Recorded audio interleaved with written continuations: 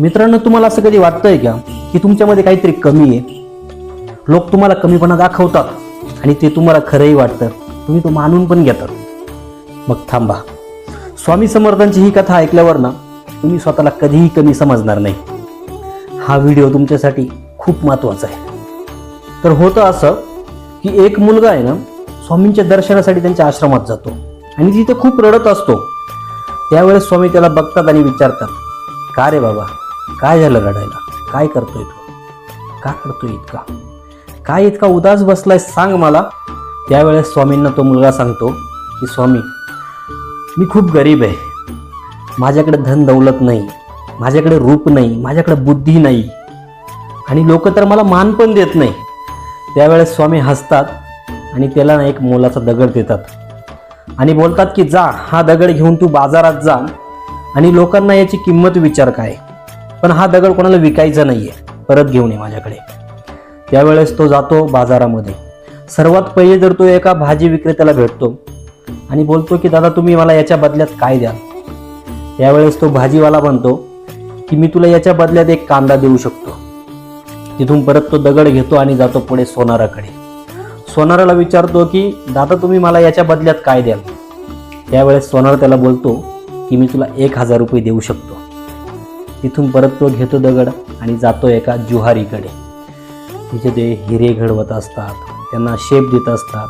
त्या जुहारीकडे तो जातो आणि तिथे त्याला बोलतो की दादा, तुम्ही मला ह्या दगडाचे काय किंमत द्याल, किती रुपये द्याल? सर्वात पहिले तर तो जुहारी तो दगड बघून चक्रावून जातो की इतका अमूल्य हिरा या मुलाकडे आला कुठून?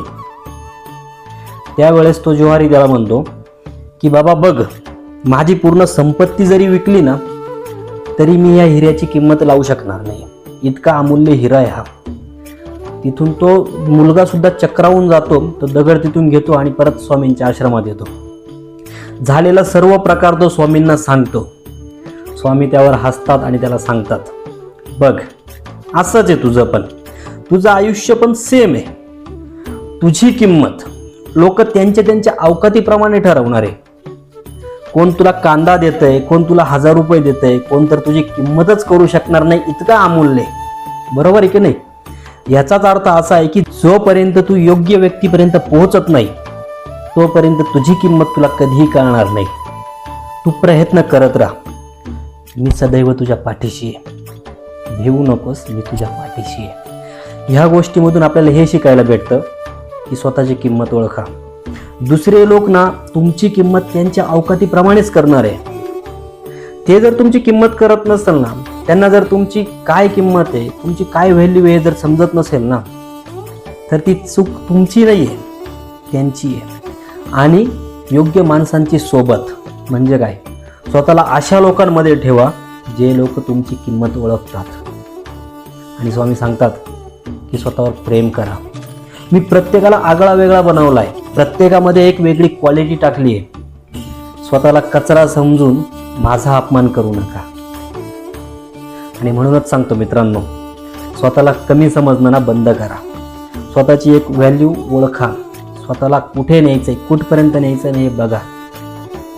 आणि ही व्हिडिओ ना त्या माणसाला नक्की शेअर करा, त्या तुमच्या मित्राला नक्की शेअर करा जो प्रयत्न करून खचला आहे, स्वतःला कमी समजतोय.